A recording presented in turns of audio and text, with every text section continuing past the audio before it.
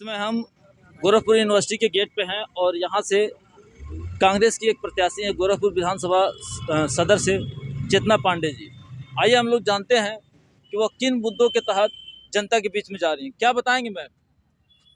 देखिए, जो बुनियादी सवाल है, रोटी कपड़ा मकान, स्वास्थ्य, शिक्षा, सुरक्षा, सम्मान, असली सवाल यही है ज़िंदगी का, असली मुद्दा यही है।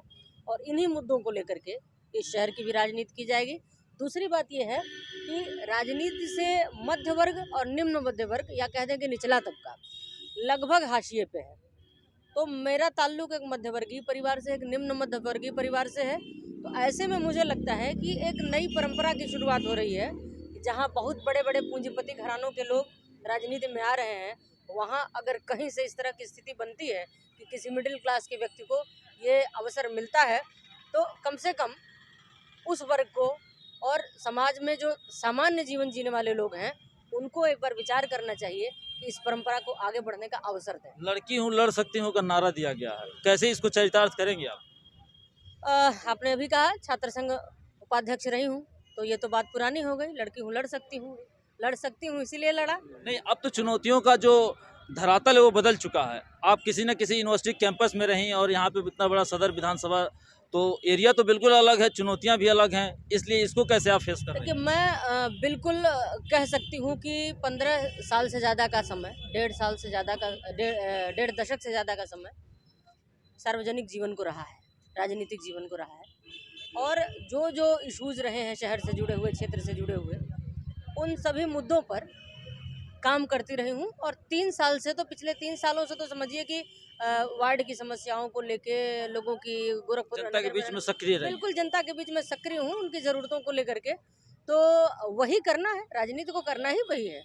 तो जनता के मुद्दों की बात करें, मैंने जनता के मुद्दों की बात की, मेरे संगठन ने जनता के मुद्दों की बात की, उन्हीं चीज़ों को लेकर नहीं, के विपक्ष के तौर पे अगर देखा जाए तो कांग्रेस ने हमेशा घेरा है और उन बुनियादी मुद्दों को सड़क तक से लेकर के संसद तक उठाया है। बिल्कुल। आप जो अभी इस समय जनता के बीच में जा रही हैं, तो क्या अपील करके जाएंगे?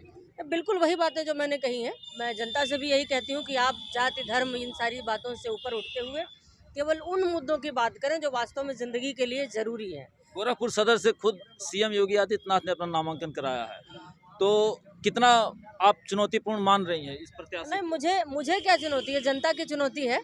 ये निम्न मध्य वर्ग की चुनौती है, छोटे सामान्य परिवार के लोगों की चुनौती है, ये मध्यवर्गीय परिवार के लोगों की चुनौती है, और लोकतंत्र उन्हीं है। उन्हीं लोगों को सरकार कह रही है कि हमने 15 करोड़ लोगों को फ्री में राशन दे दिया, आवास दे दिया, 4.5 लाख नौकरियां दे दी, तो फिर आप नया क्या करने जा रही हैं? तो सरकार ने कह दी है कि उसने दे दिया है। ये बात जनता भी अगर स्वीकार करने लगे कि हमें मिल गया है, हम बहुत खुश हैं। जरा शहर में टहल के देख लीजिए कि जनता कितने अमन चैन से है। राम राज, तथा कथित राम राज्य की सच्चाई क्या है, ये आप घूमेंगे तो आपको खुद ब खुद समझ में आएगा। बाकी एडवर्टाइज करना है, सारी एजेंसियां उनके हिसाब से चल रही हैं, तो वो तो कुछ भी कहेंगे। अंततः क्या अपने मतदाताओं से अपील करेंगे? मैंने जहाँ से बात शुरू की है, अगर आम आदमी राजनीति में आता है, सामान्य परिवारों से जुड़े लोग अगर राजनीति में आते हैं, घर गृहस्थी से जुड़े लोग राजनीति में आते हैं, तो वो ये समझेंगे कि जनता की मूलभूत ज़रूरतें क्या हैं, घर चलाने के लिए किन चीज़ों की ज़रूरत पड़ती है, अभावग्रस्त जीवन में भी कैसे किन किन चीज़ों की ज़रूरत पड़ती है, उनकी पूर्ति कैसे की जाती है। इस तरह का कोई व्यक्ति अगर राजनीति में आ रहा है, ऐसी स्थिति बन रही है, तो उसको प्रमोट करना चाहिए। और जन सरोकार के मुद्दों पर आपके साथ कौन है, इस पर विचार करते हुए वोट दें। राम रहमान आस्था का विषय है, मंदिर मस्जिद आस्था का विषय है। तो जाति धर्म और तमाम भावनात्मक चीज़ों से अलग होते हुए आपके जीवन की ज़रूरतें क्या हैं, उन पर कौन बात कर रहा है। और मैं पूरे विश्वास के साथ कह सकती हूँ कि चेतना पांडे ने और चेतना पांडे का ताल्लुक जिस दल से है, दोनों ने पिछले 5 सालों में सबसे ज़्यादा संघर्ष अगर ज़मीन पे आके किया है मेरे दल ने, और उस दल के निर्देश पर मैंने भी।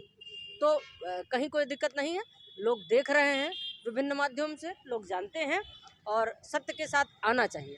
लोग भ्रमित करने की कोशिश कर रहे हैं कि कुछ कमज़ोर हुआ है या क्या, ऐसा कहीं से कुछ होता नहीं है।